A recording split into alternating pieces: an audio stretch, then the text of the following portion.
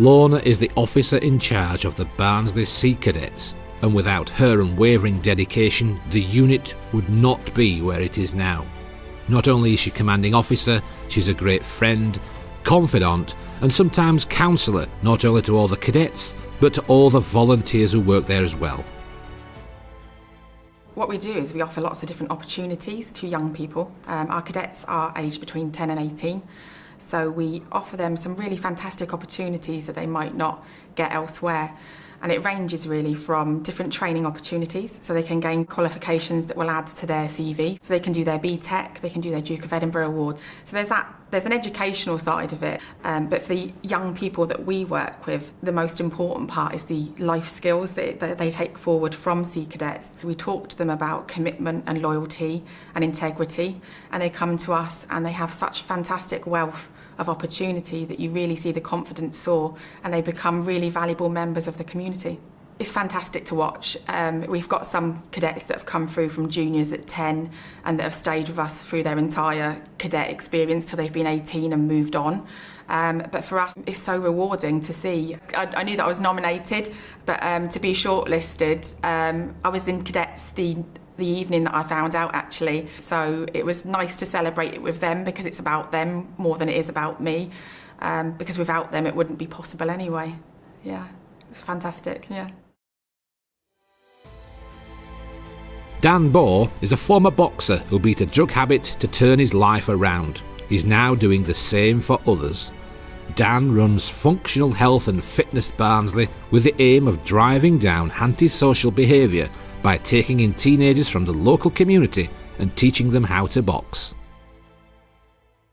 I got bullied at school, and for me, it was more into self-defence, so I started karate, and my boxing was because I wanted to get better at my karate, and it gave me a purpose and a bit of direction, kept me out of trouble during my early years. As soon as I went to college, you start meeting new people, new friends, new experiences, and sometimes you can get a little bit misled.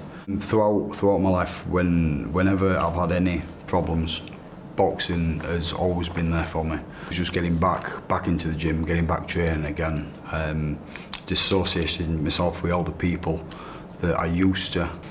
I got to the point where I realised that is what I wanted myself, was to be able to have my own boxing club, and that's where I've got to where I am today.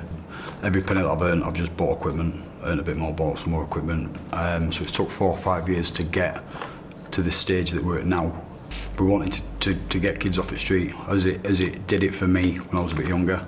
It was a bit of a surprise because, again, I've not done what I've done for this to be sat here now. I never thought that me just opening what I class as a little boxing club and a little gym would have had this sort of footprint or impact. Rebecca and Angie work with pupils who have poor attendance and challenging behaviour. They give up much of their own time to work with social services and parents, ensuring pupils have attendance in the region of 90%, giving them the best chance of achieving qualifications in English and maths. I think initially they found that there was a need for some kind of bespoke learning for these young people that weren't accessing education. They might have had a lot of absences when they were in primary school, therefore there are gaps in their knowledge, but that's never been revisited. So now when they're moving into secondary school, the gaps are still there, they've never been filled. We did the pilot from the February till the July, and it was really successful, and the young people achieved. They were actually wanting to come and wanting to achieve.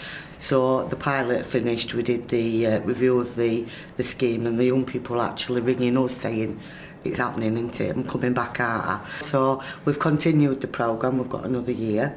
We want to see these young people achieve. We don't want to see them, when it comes to being a part of a community, where they're socially not working or economically not working because they haven't got the skills they need, and it might take them a long time to get where most young people are at, but we know they're going to get there eventually.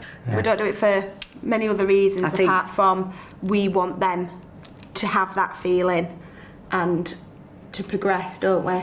And know that it's okay not to know everything. That's what we're there for, to learn, and every day's a learning day.